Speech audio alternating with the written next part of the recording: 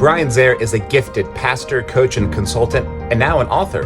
He recently published this book, Driving Through Fog. I recently read it. I highly recommend it. I had the chance to chat with Brian and ask him more about the book. Take a listen. Now, Brian, thanks for making time to chat with me. Yeah, thank you. Thank you very much. So tell me, why were you inspired to write this book? What was inside of your head and your heart that said, I'm going to put this down on paper? Yeah, I'd been wrestling with some thoughts, some things that had become important to me over the years, things that I'd seen in other people, in particular spiritual leaders. I'd been a consultant and a coach for the last 15 years. That's where you and I first met. And I sent an email out to quite a few people that I had worked with in the past.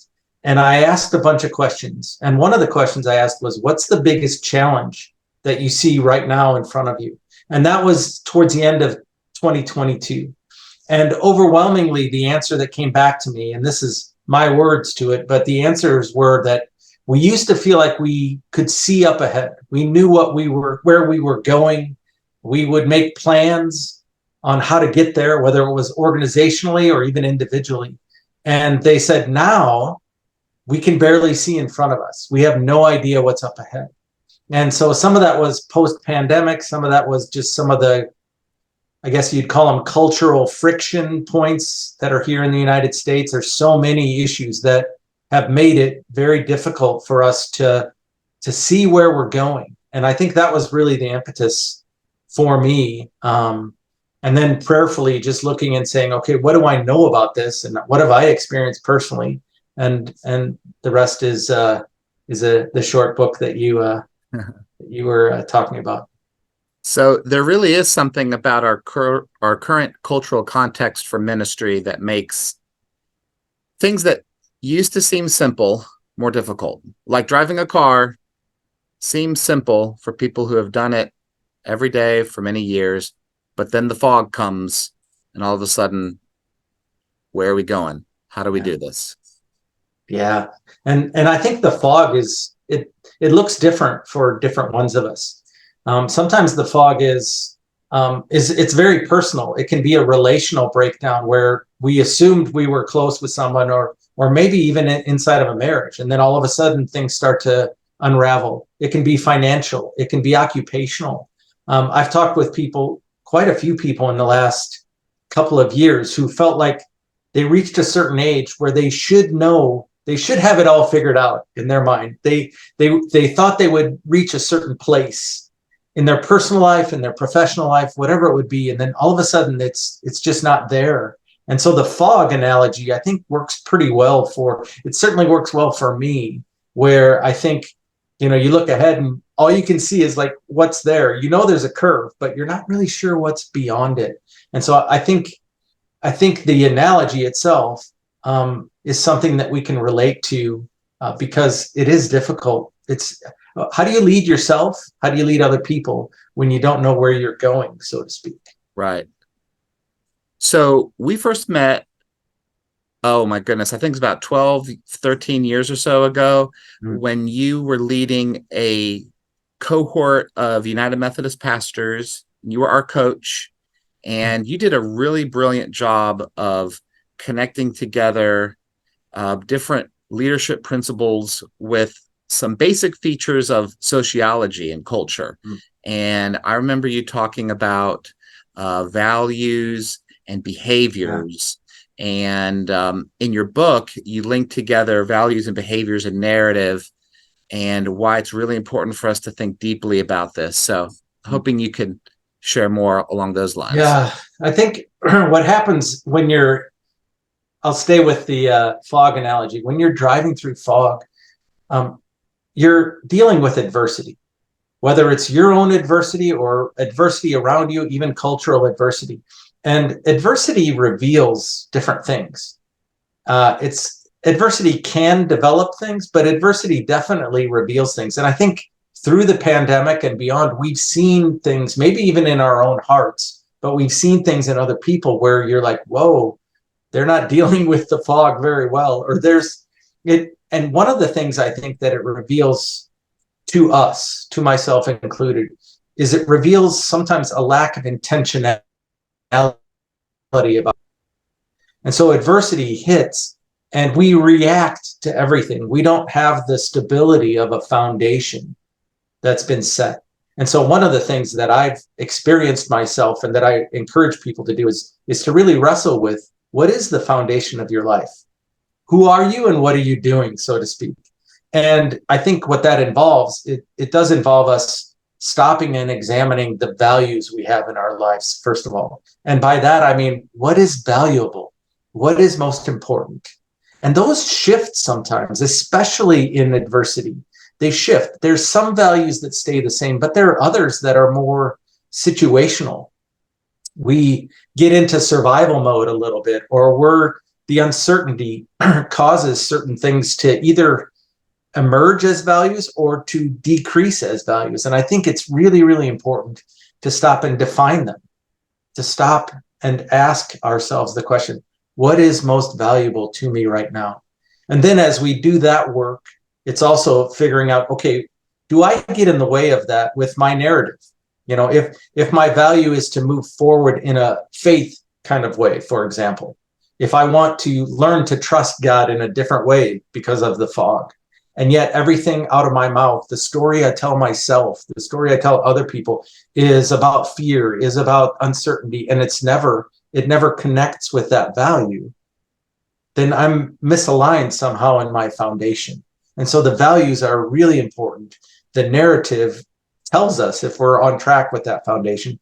And then the last part of the foundation is defining behaviors that support the values. We want to have behavioral patterns that align with the things that are most valuable to us and in the way we talk and the stories that we tell.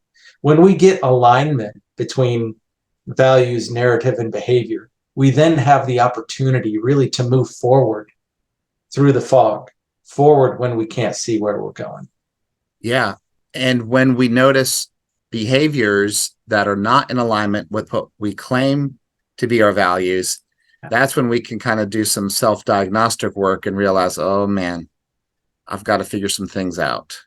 Yeah. And I think that misalignment, it's fairly common in life, and we adjust as we go. But I think especially in these times where we are uncertain about so much as we move forward, that misalignment creates a lot of angst. It creates anxiety in us when, you know, there's this dissonance, this distance between what we say and what we value and then what we're actually living.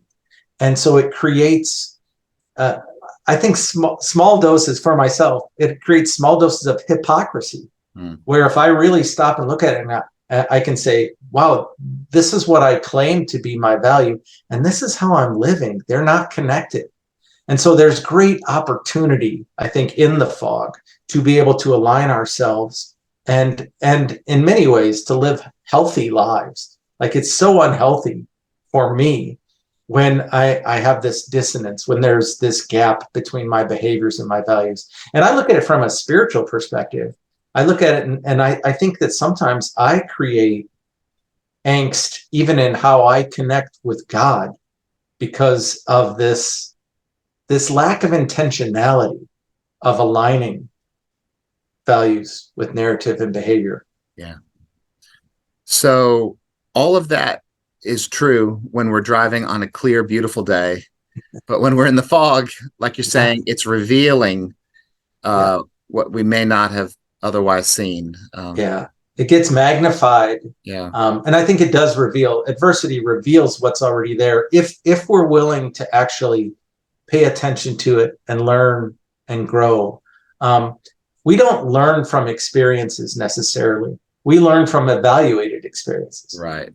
And so I think when we stop in the fog, when we can't see what's up ahead, the temptation is to put on the brakes and not do anything. But in reality, that's not how life works. You know, we have to keep going. And so to keep going means that we stop and we evaluate. What am I doing? Who am I? Where am I going? What am I doing? And so I think all of that is really important in this season where so many of us, maybe in a sense, all of us feel like we're we're in a bit of a fog. Yeah.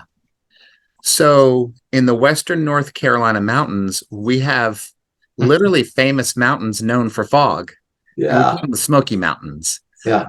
And I know that you've done some driving in the Smoky Mountains, Yeah. and I you've been have. able to visit. And in fact, I think you even tell a story in your book about one of those times. Yeah, I tell a couple of different instances. I can remember clearly. I remember flying into Asheville, and my plane was delayed, and I needed to go up into the mountains. I can't remember the town that I was going to now, Yeah. but I was meeting with someone and their team, their church, and I remember getting in my rental car and starting to drive up there, and it was so foggy and it was snowy and it was just the visibility so poor, and my GPS completely kind of it started going crazy on me. This is about 10 years ago, and I started like it told me to turn left, but those roads were closed in the wintertime and all this, and I just found I was extremely lonely. I had nowhere to turn. It's like 1 o'clock in the morning. I didn't have a phone number of anywhere that I could call. And I just realized I'm out here. Nobody even knows I'm here. I'm all by myself. And I think the analogy, when we're in the fog, when we can't see where we're going, we can tend to feel, and in some ways put it on ourselves, we can feel lonely and we can isolate ourselves from people. When in reality, that's the time when you can't see where you're going. That's the time when you need to prioritize people. And some of it is prioritizing people that can help us, that can walk with us through the fog. It's also really important. And what I've learned in that loneliness that we can feel. For me, I'm a little bit more of an introvert. I tend to isolate when I'm unsure. And I have to stop and say, no, how do I serve people? Because whatever fog you're in, the priority is always people. And it's not using people to get out of the fog. It's actually serving people. It's loving others. Everything's an opportunity to love God or love people. And so when you can't see where you're going, you have to fight that isolation of, your GPS isn't working right, kind of a thing. Yeah. I And like the way in the book you talked about the importance of initiating. yeah, Like, and that means there's responsibility on us to say, okay, I'm going to do it. yeah, And move forward. yeah, Might be scary, but stepping toward another person, another yeah, opportunity. yeah. I like how you put it that way, even because it is scary. And I think the temptation is to, again, you're driving through the fog, there's adversity, you're unsure of where to go. You can feel isolated, you can even isolate yourself.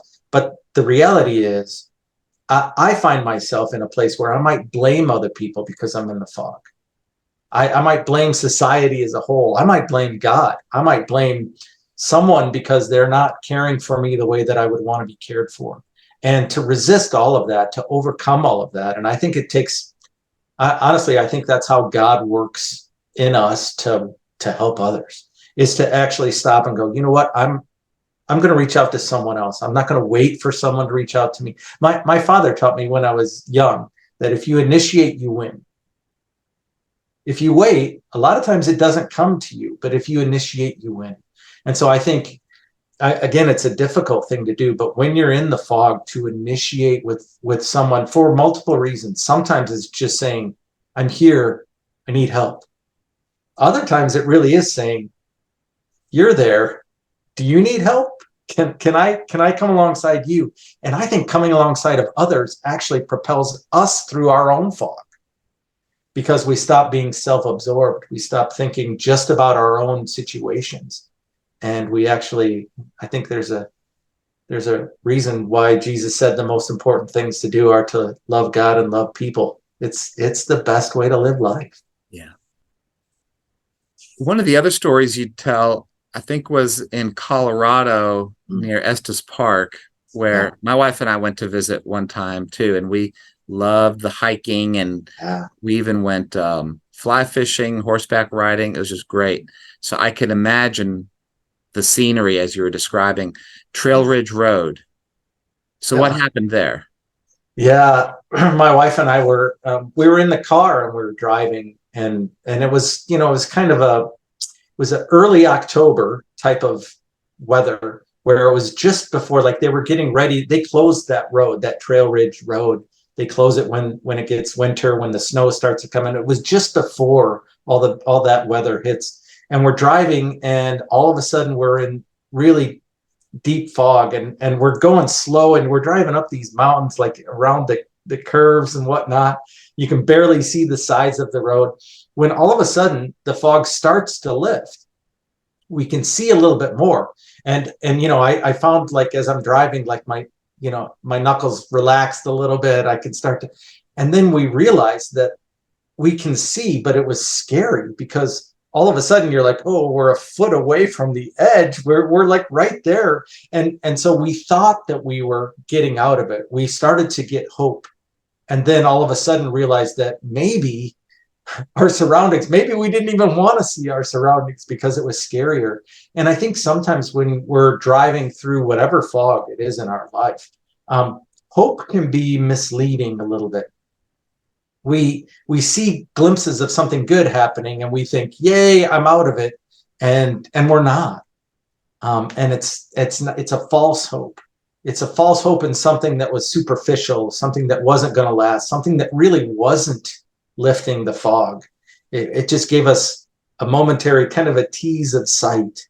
And I think hope is the thing that is so needed in our world right now, and you can't fake it. You can't all of a sudden be like, okay, I'm going to be a hopeful person, when really you're still, and that's what kind of, we get that fake kind of hope, this glimmer of optimism, and yet it almost makes it worse when we realize that we're still stuck.